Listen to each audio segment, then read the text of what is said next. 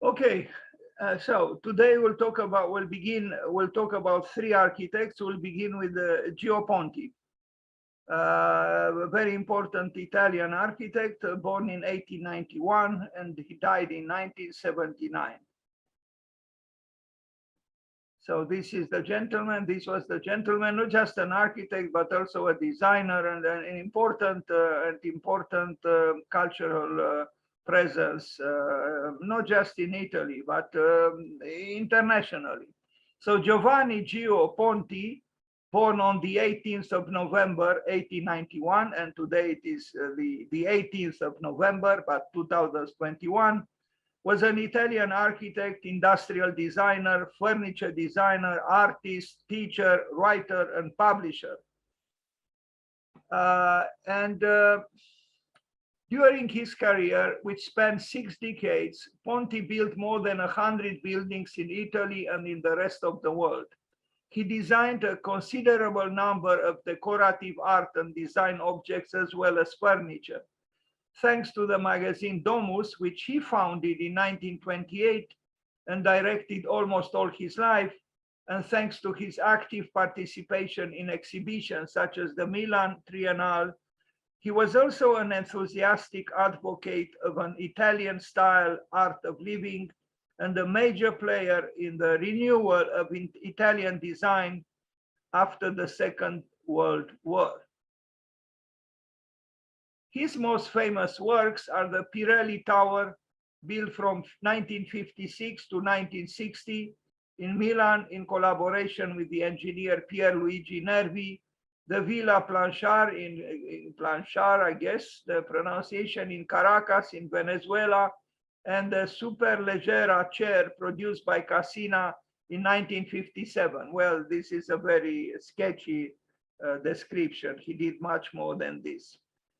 This is a picture of the man as a young man, or younger man, maybe not too young. Anyway, I will show his works at the beginning, but for a good part of the presentation, through the lens of this photographer, architectural photographer, Marco Introini. Unfortunately, I got, it was comfortable to, discover the buildings of Gio Ponti through the lens of this photographer, and I didn't search for other sources. I should have.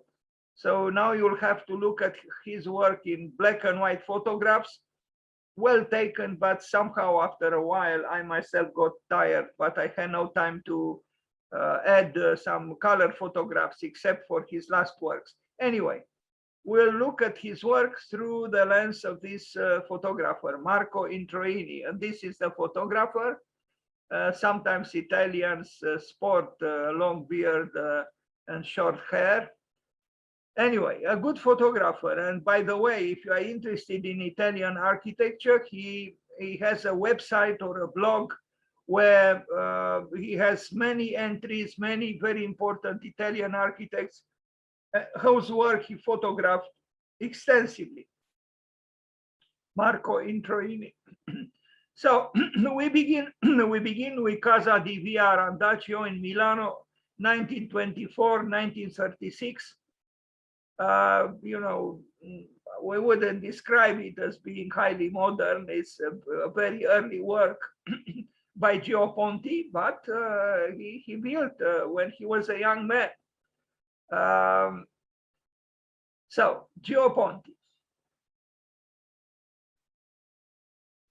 Milano. Now, Gio Ponti and Emilio Lancia residential building in Piazza Amendola in Milano, 1928-1930. Let's recall Le Corbusier built Villa Savoie in 1928. But this is a large apartment building. This one in the corner. I like Gio Ponti because he's increasing. You'll see he will become increasingly modern. But his modernism has, a touch of, contextualism. It is hybrid. You might even call it impure, but that's actually a quality, in my opinion.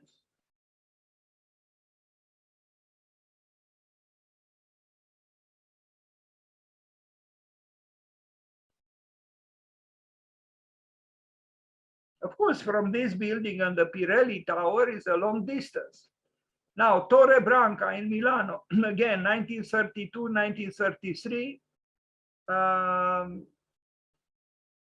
Tall it is.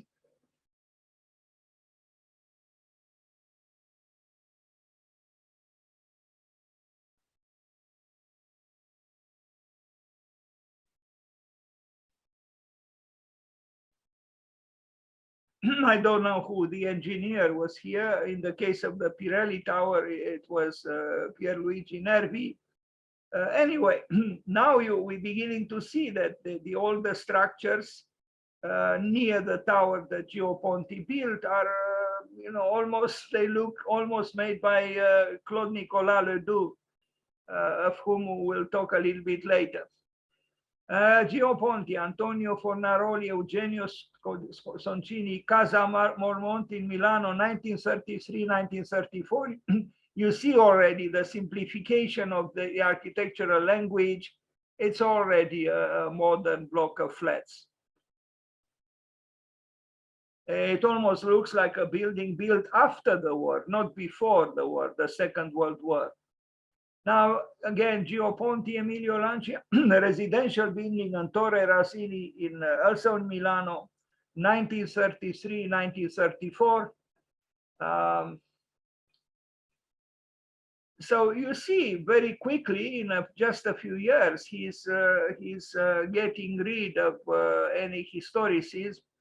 And I mean, it's enough to compare this building with his building, and you see that it's already, you just cross the street and you see something else, very different.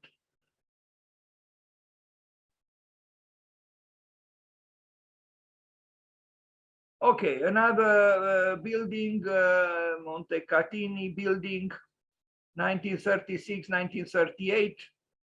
I think is this one.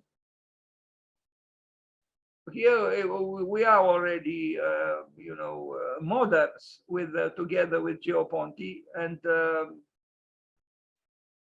and the war didn't even start, although it's very close to start, unfortunately.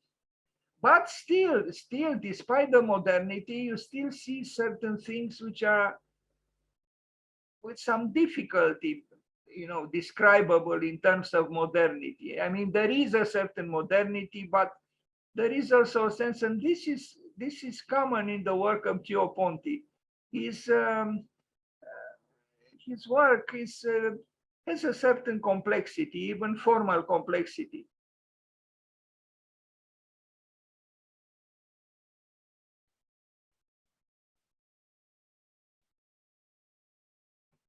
There is a difference also between these floors and the floors at the top. So, there are certain so-called complications which add some charm to the building.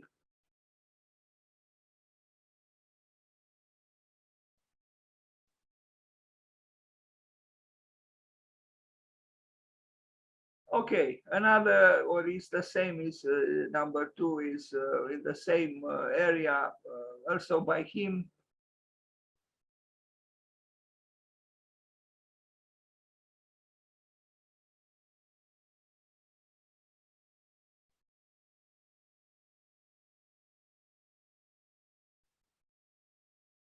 Now we arrive at one of his most famous work, Grattacielo or Cielo Pirelli, the Pirelli Tower, which he built together with Pierluigi Nervi. You see the name here. Pierluigi Nervi, a remarkable engineer who was also an architect. In other words, his engineering had aesthetical virtues. Pierluigi Nervi is also the initiator of a publishing effort, which was remarkable. The history of world architecture. I have it. It's in 18 volumes, and it's a beautiful work. It was published also in English, and a very important publishing work. Tracing the history of architecture from the so-called primitive architecture to modernity. And strangely, perhaps it was run by or made possible, or I don't know. It is his work, together with many scholars and critics and architects. But he was the director of the whole project. And this is the Pirelli Tower, very elegant. It's very close to the railway station, the pharaonic railway station in Milan. Truly, in fact, the biggest railway station in Europe. I mean, at least until some years ago. But this work is very, very elegant, and I'm sure its elegance derives also from the collaboration between Gio Ponti and Nervi, Pierluigi Nervi. Look at this, it's already art.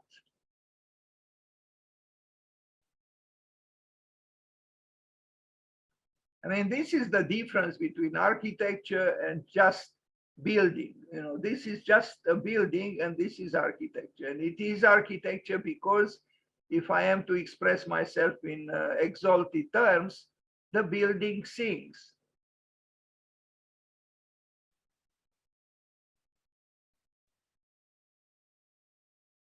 Unfortunately, I could have chosen, at least for this building, some other photographs. I like artistic photography, and the photographer is good, but so much grayness after a while tires me off. Anyway, San Luca Evangelista Church, after the war, 1955, 1961. Interesting church, actually. We are not very familiar, or I am not so familiar with this kind of church architecture, but it has, he was a modern architect by now, but you can see there is ornamentation here with a cross indeed, but abstracted. And the building is not offensively modern or modernistic. It has a hybridity, which I think offers it complexity which must be appreciated.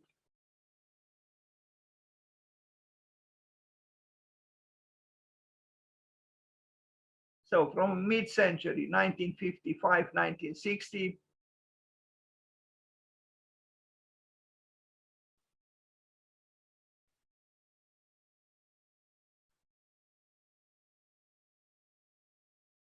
Residential building, also by him from 1956, 1957, an urban insertion.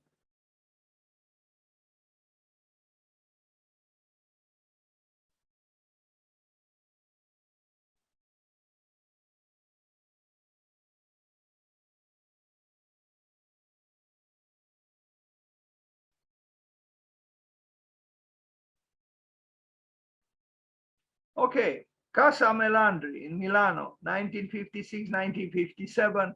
Again, we can see that the architecture of Gio Ponti is not dogmatic. He's not trying to impose on a context, the purity of a certain style. He's negotiating. He's a good negotiator between the buildings nearby, and you might say his architecture is not very spectacular. It is not. But maybe under certain conditions, this is actually a quality.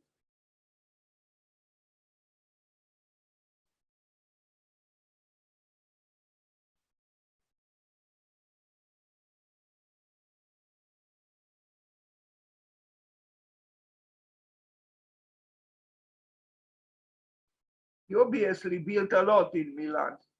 Another building, Asso Lombarda office building. It also has to be known and said that after the war, Italy, was less than, affluent.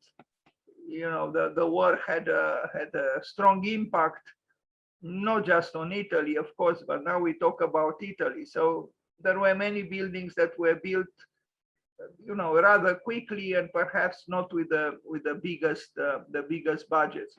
but the building does have dignity, and you know, it stands the test of time. Another residential building from 1961, this one in Monza. Um, Unfortunately, yeah. Uh, I apologize for so much grayness. I should next time introduce some color pictures or you know, different vision, photographic vision, because here we are now kind of trapped in the vision of this particular photographer and his choice of what to photograph. The Politecnico in Milano, 1961. Very interesting also, you know. I would say that Gio Ponti was an architect who negotiated rather skillfully between what we call tradition and what we call innovation.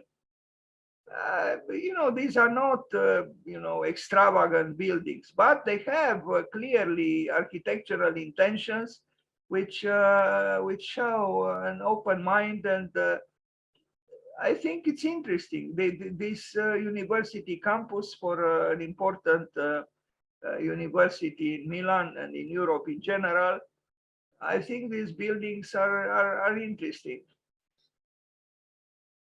And look at the windows, you know, I mean, who would do such windows? Okay, we could expect something like this, you know, today, but not this kind of small windows of various dispositions, you know, vertical, horizontal, you know, just like sprinkles on the facade. This is certainly not a dogmatic modernity.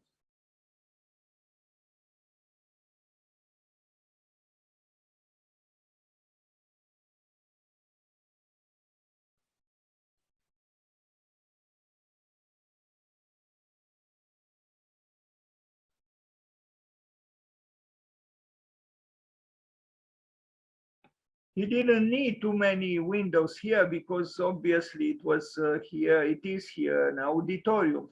But all in all, I think it's a surprising architecture for you know, an educational building in general.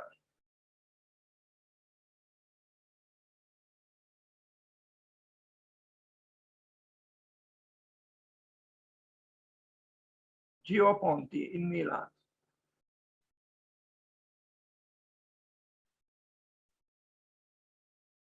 And you see, he has small deviations from, like, you know, here. He employs this sort of thing very often. You know, there are certain subtle differences that he introduces. Otherwise, you would say his architecture is very, you know, kind of plain, but not really. If you look more carefully, you discover interesting, you know, deforming acts, and these exceptions create dynamic, although subtle, dynamic, you know, effects on the building. Even the windows, you see, they have these. Some of them, you know, you could say they are a little bit graphic, and they are, but they animate the facade a little more.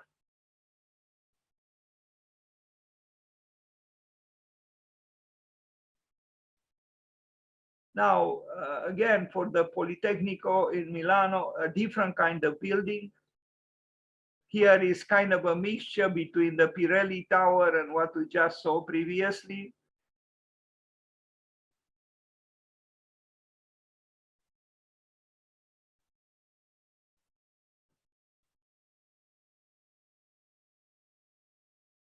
But the courage to employ small windows, even for a, you know, a rather large public building, this is indeed courage, because you know, conventional modernity wouldn't employ such windows, like, you know, look here.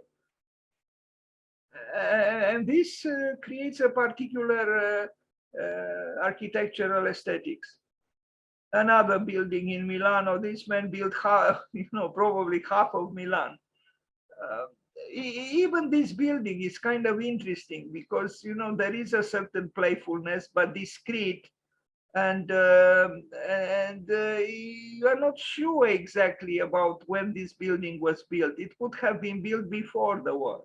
It was built after the war.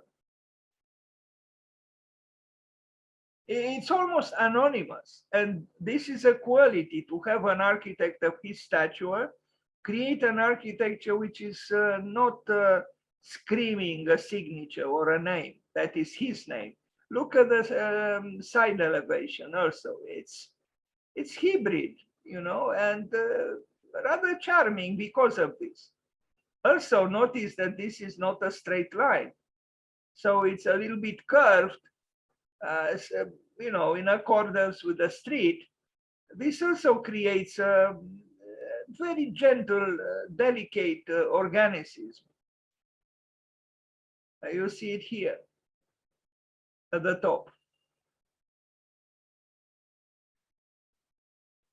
Also, vertical windows, not horizontal. The canonical horizontal window of modernity. No, here he uses vertical windows, and not just here.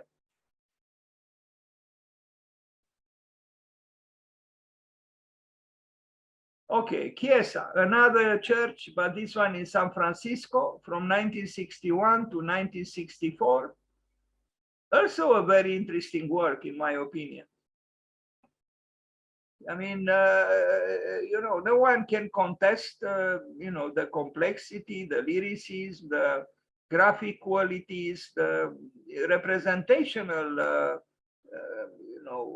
attributes of this building, and abstracted certain references, to the, either pictorial triptychs or Gothic, the Gothic in a way.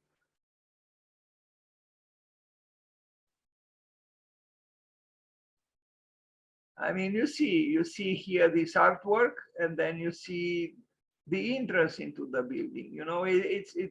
They connect. He was an architect able to connect, I would say. This building is moderately modern, and I would say that his architecture is like this, moderately modern, with just a few exceptions or few touches of more of an adventurous kind of architecture. But most of his work is moderately, but exactly because of its moderation, he becomes somehow radical. It depends how you look at it. Again, small windows sprinkled on the facade, and details like this one, which connects with the entrance. Unusual window here now. This triangle symbolizes quite explicitly the aspiration for the above, which the church should have.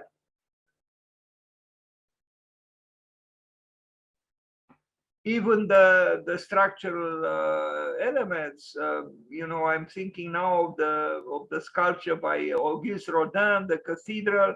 It's almost like you have two arms or two hands that reach for each other and meet here at the top. It's a modern interior, but it could have been understood in other centuries before very easily. And I like this facade also.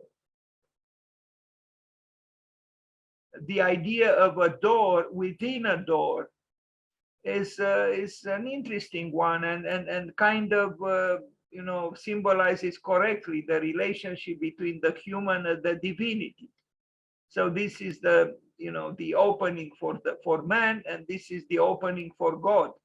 And you almost have the feeling that if you contemplate the entrance into this building, of God protecting man, the human being. And so there is an intimate entrance, but within a larger, more monumental, but also protecting entrance. It's a good entrance into a religious building. Now, a residential building in Voghera, 1961, 1964, you see again that Gio Ponti is not afraid to, here and there create differences. Otherwise, the building is, again, moderately modern. A residential building also around that time, very different from the previous one, is this one. And again, I would notice, his contextualism and his ability to create kind of hybrid aesthetics. You have here, small windows, then you have larger, frames here. You have a betrayed grid somehow. This is interrupted, so that he's accommodating various constraints or influences on the buildings. Also Milan, truly, Gio Ponti built half of Milan, if not more. It's a fine tower, it really is.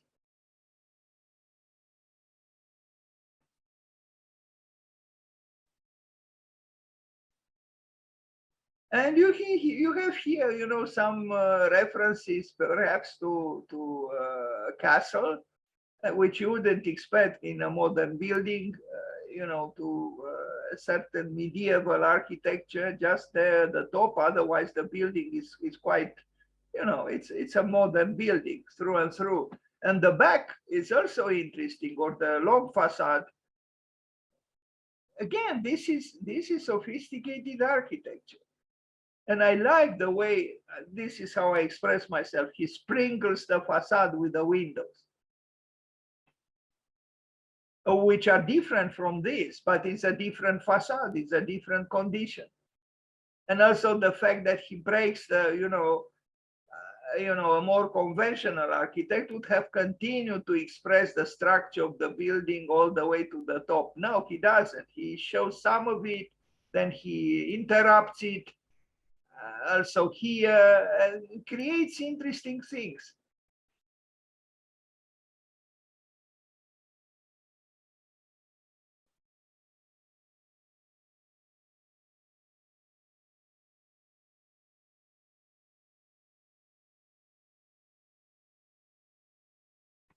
Now, the Denver Museum of Art, he built also in the United States. In Denver, there is also a museum, maybe it's by part of the same, and I imagine it is, by Daniel Lipskind, but this is by Gio Ponti. And finally, a color picture.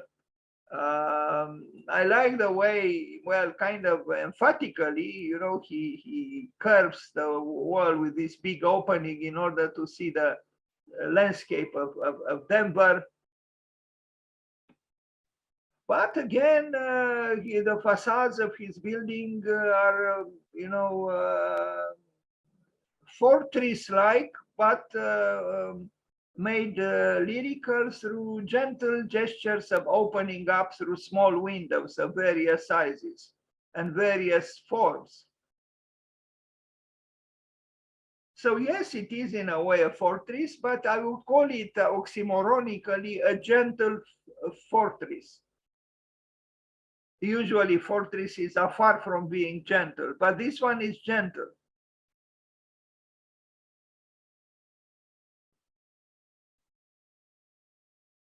He was a sophisticated designer, an architect, and look at the texture also of the wall.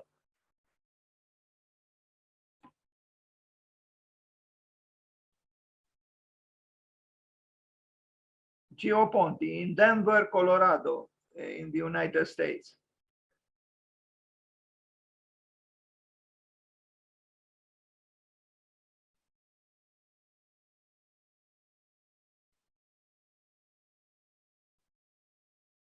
The building by Daniel Lipskind, also a museum of contemporary art in Denver, is more flamboyantly,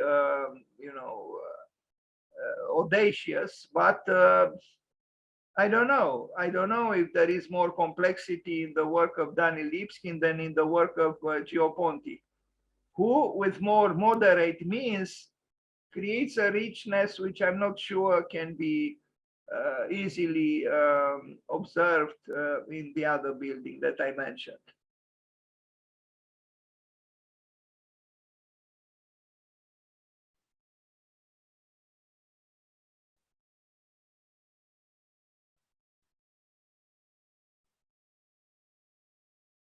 So we are now in the United States, in Denver, and here is this him? Maybe yes, maybe not, I don't know. But is that opening into the world in order to admire the distant mountains near Denver.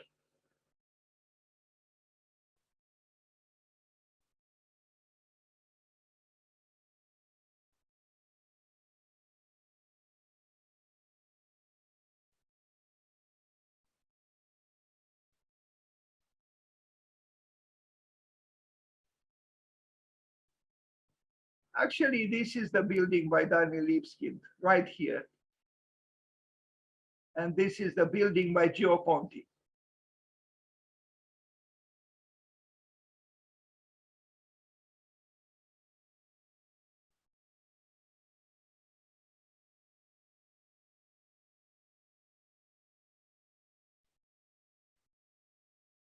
So they are very close to each other, Gio Ponti and Daniel Lipskin. And here you have a building by Michael Graves.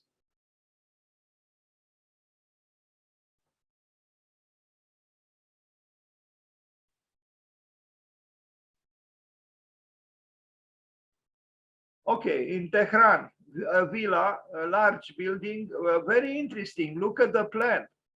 Now, this is a modern architect who knew something about the labyrinth and even hesitations, even doubts, perhaps. I find these plans very interesting, you know, and there are very subtle things going on here. You know, even the pavement around the building and also in the courtyard. Of course, it's Tehran with a certain, you know, in Iran with a certain culture and a certain climate. Anyway, this is a model. And now we look at some of the pictures. Interesting building. The interior opulently modern, but not arrogantly. So I wish I had better pictures, but maybe for the next presentation I could search for more. But nevertheless, we see here a subtle architect who you know is able to with through small differences to give life to the building. You see how unconventional he is actually in the way he creates these penetrations into the world. Perhaps Frank Lloyd Wright was correct that architecture is easy, or there would be any problem to do architecture if there were no windows. The windows, indeed, you have to have a dexterity, an ability to place them you know, properly, and he is doing it, but with a lot of, you know, I would say poetical license, you know, all kinds of windows, and he's creating harmony with diverse elements. You look here also, you know, most architects would have done a straight line here. No, but here you see also the base here of the building is, this fragmentation creates richness. And I'm sure this was done intentionally by him.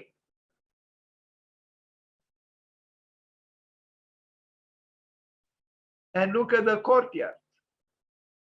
Very interesting work, because he includes also, you know, ceramic tiles, you know, artworks on the facade of the building, in the courtyard, in the interior, which creates intimacy and also an art-like ornamentation, which is, I would say, conducive to promote, scale down aesthetics, proper for, or properly for a family life, for a villa, for a house. It's not a public building, although rather large, but it confuses you because you think here there are many floors. We saw clearly that this is not a tall building, you see, but through these small things, the perception of the space is as if it is very, very tall. Now, another villa in Caracas in Venezuela with the same kind of plan, which I like very much. I like these plans, different from Hans Scharoun, the German architect. But there is some, again, almost an uncomfortable modernity, not so much perhaps in the elevations, but in the plan.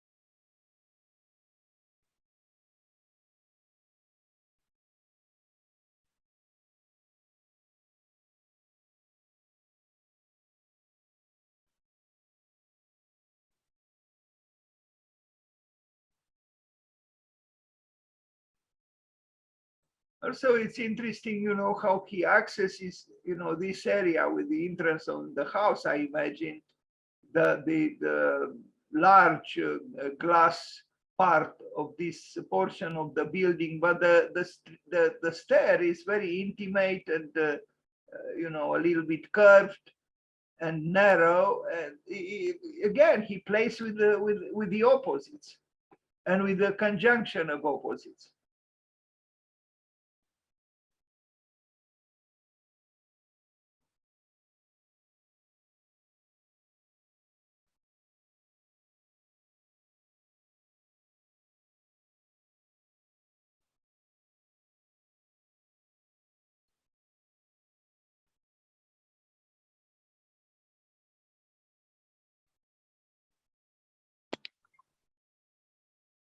Slanted walls a little bit, in the plan, and there is a richness and a particular sense of aesthetics, which make, I think, his architectural work engaging.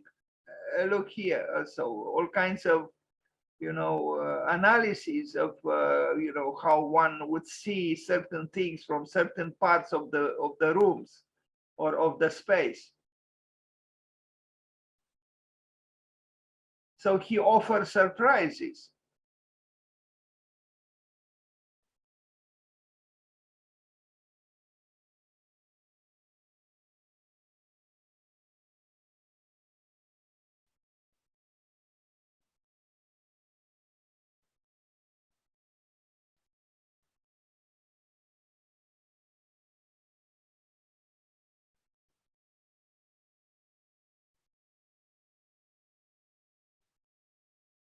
It's a good strategy, actually, when you work on the plan of the building, to imagine, various views from within the building, but also from without, that offer surprises, because we all need, surprises. Well, hopefully good surprises.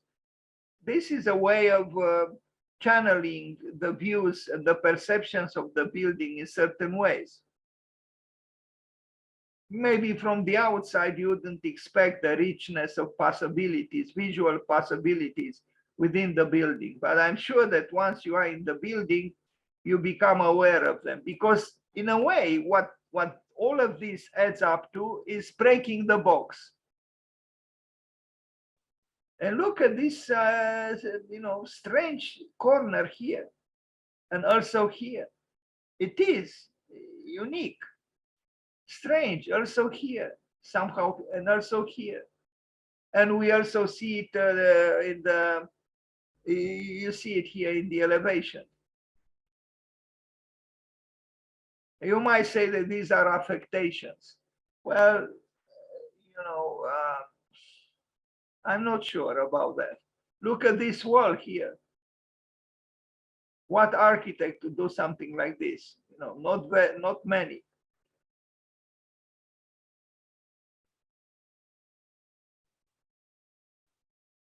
So there is richness, there is complexity. Although the general appearance is of a, you know, modernistic building and so on.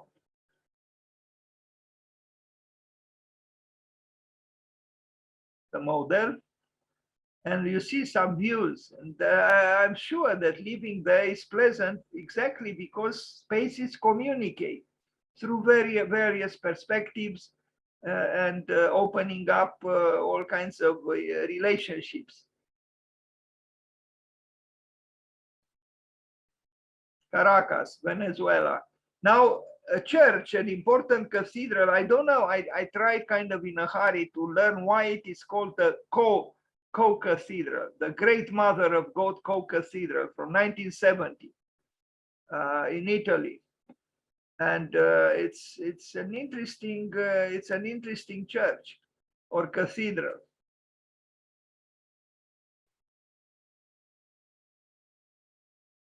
Could it be that two different denominations are, you know, honored within the building? It's possible. Otherwise, why would it be called a co-cathedral?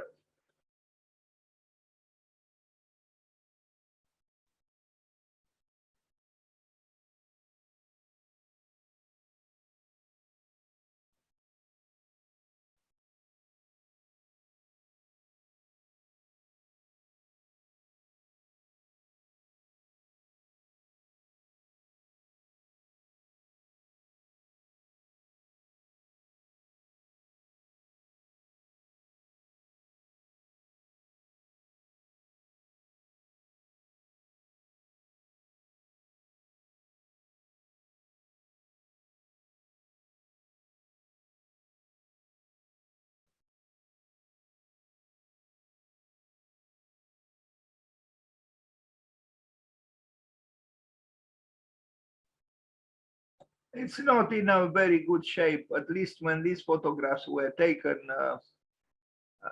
You know, some certain parts of the building do not seem to be well taken care of.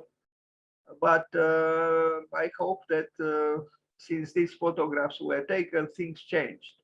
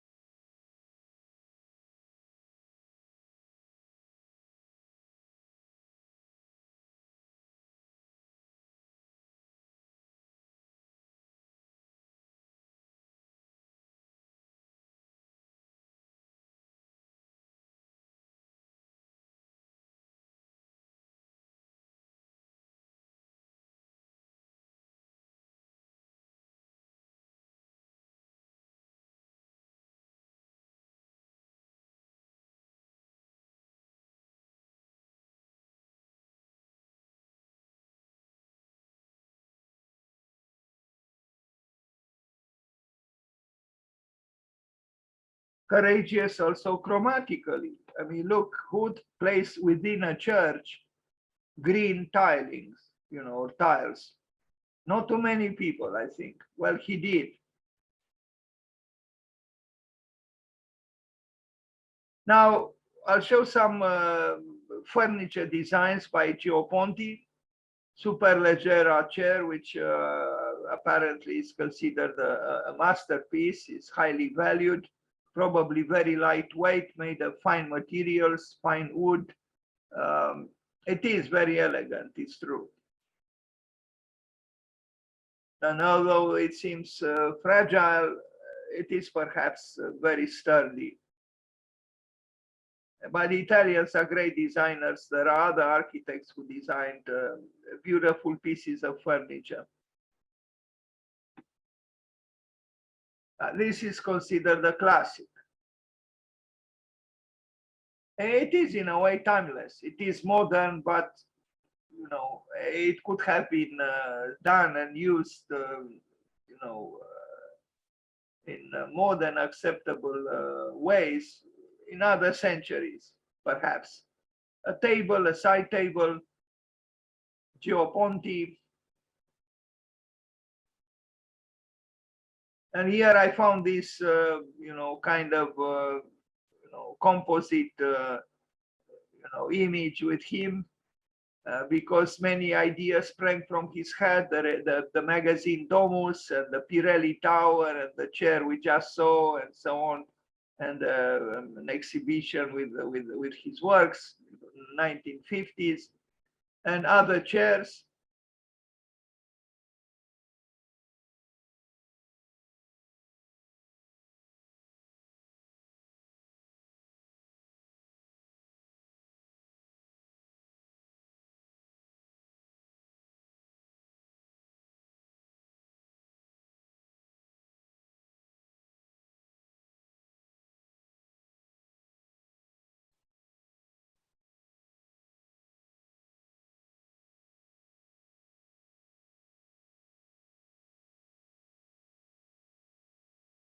He was able to create the unexpected, exactly when at the point where you might thought that you know now what Ponti is all about, he surprises you, or he surprises anyone.